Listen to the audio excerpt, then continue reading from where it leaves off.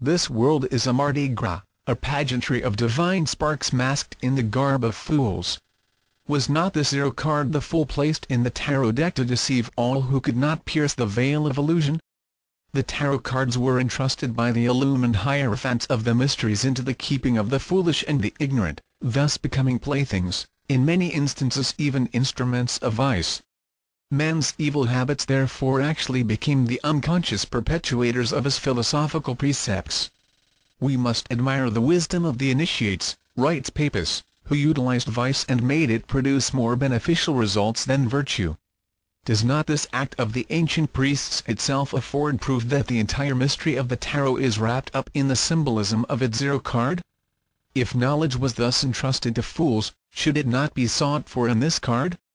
If the mat be placed before the first card of a tarot deck and the others laid out in a horizontal line in sequence from left to right, it will be found that the fool is walking toward the other trumps as though about to pass through the various cards. Like the spiritually hoodwinked and bound neophyte, the mat is about to enter upon the supreme adventure, that a passage through the gates of the divine wisdom. If the zero card be considered as extraneous to the major trumps, this destroys the numerical analogy between these cards and the Hebrew letters by leaving one letter without a tarot correspondent. In this event it will be necessary to assign the missing letter to a hypothetical tarot card called the elements, assumed to have been broken up to form the 56 cards of the minor trumps. It is possible that each of the major trumps may be subject to a similar division. The first numbered major trump is called Le Bateleur, the juggler, and according to Court de Gabellon, indicates the entire fabric of creation to be but a dream, existence a juggling of divine elements, and life a perpetual game of hazard. The seeming miracles of nature are but feats of cosmic legerdemain. Man is like the little ball in the hands of the juggler, who waves his wand and, presto! The ball vanishes. The world looking on does not realize that the vanished article is still cleverly concealed by the juggler in the hollow of his hand. This is also the adept whom Omar K. calls the master of the show. His message is that the wise direct the phenomena of nature and are never deceived thereby. The magician stands behind a table on which are spread out a number of objects, prominent among them a cup, the Holy Grail, and a cup placed by Joseph and Benjamin Sack, a coin, the tribute money and the wages of a master builder, and a sword, that of Goliath, and also the mystic blade of the philosopher which divides the false from the true. The magician's hat is in the form of the cosmic lemniscate, signifying the first motion of creation. His right hand points to the earth, his left holds aloft the rod of Jacob and also the staff that budded, the human spine crowned with the globe of creative intelligence. In the pseudo-Egyptian tarot the magician wears an urs or golden band around his forehead, the table before him is in the form of a perfect cube, and his girdle is the serpent of eternity devouring its own tail. The second numbered major trump is called La Papesse, the female pope, and has been associated with the curious legend of the only woman who ever sat in the pontifical chair.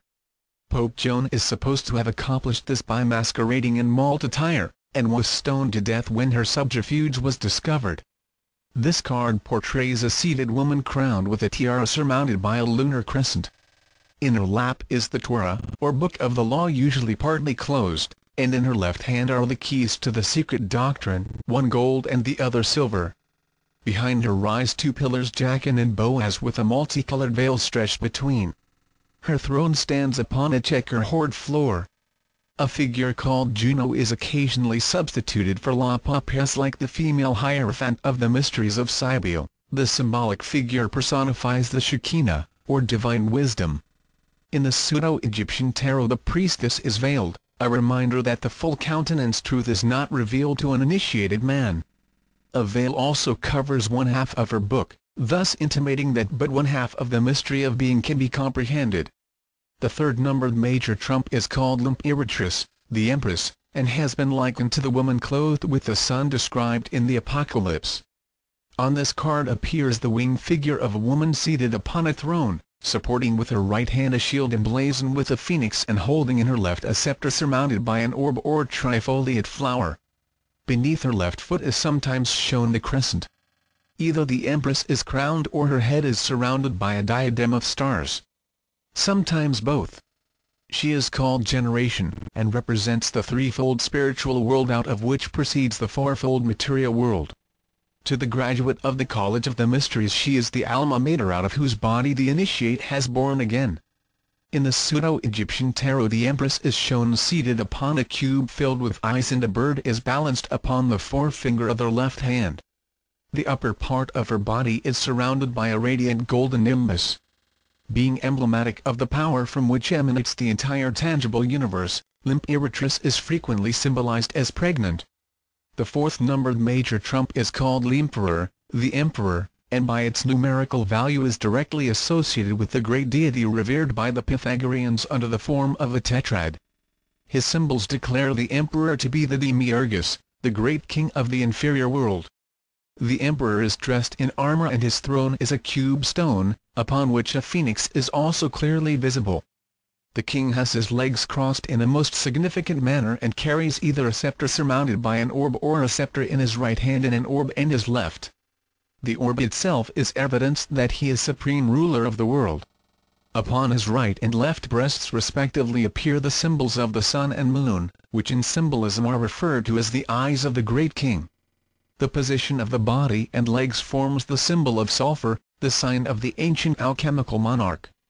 In the Pseudo-Egyptian tarot, the figure is in profile. He wears a Masonic apron, and the skirt forms S right-angled triangle. Upon his head is the crown of the north, and his forehead is adorned with the coiled S. The fifth numbered major trump is called Le Pape, the Pope, and represents the high priest of a pagan or Christian mystery school. In this card, the Hierophant wears the tiara and carries in his left hand the triple cross surmounting the globe of the world. His right hand, bearing upon its back the stigmata, makes the ecclesiastic sign of esotericism, and before him kneel two suppliants or acolytes.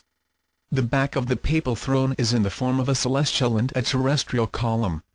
This card signifies the initiate or master of the mystery of life, and according to the Pythagoreans, the spiritual physician. The illusionary universe in the form of the two figures polarity kneels before the throne upon which sits the initiate, who has elevated his consciousness to the plane of spiritual understanding and reality.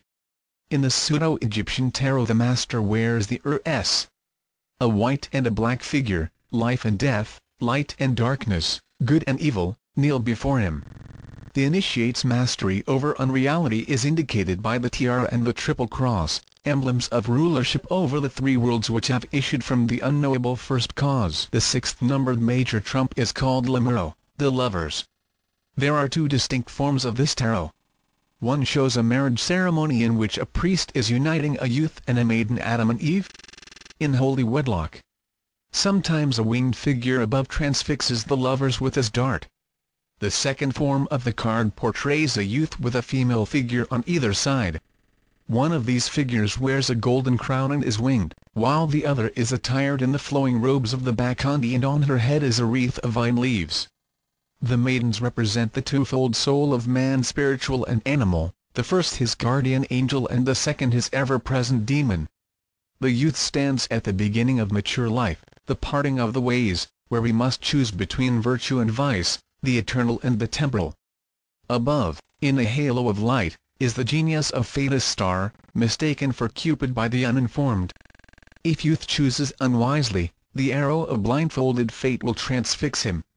In the Pseudo-Egyptian tarot, the arrow of the genius points directly to the figure of Ice, thereby signifying that the end of her path is destruction. This card reminds man that the price of free will, or, more correctly, the power of choice, is responsibility.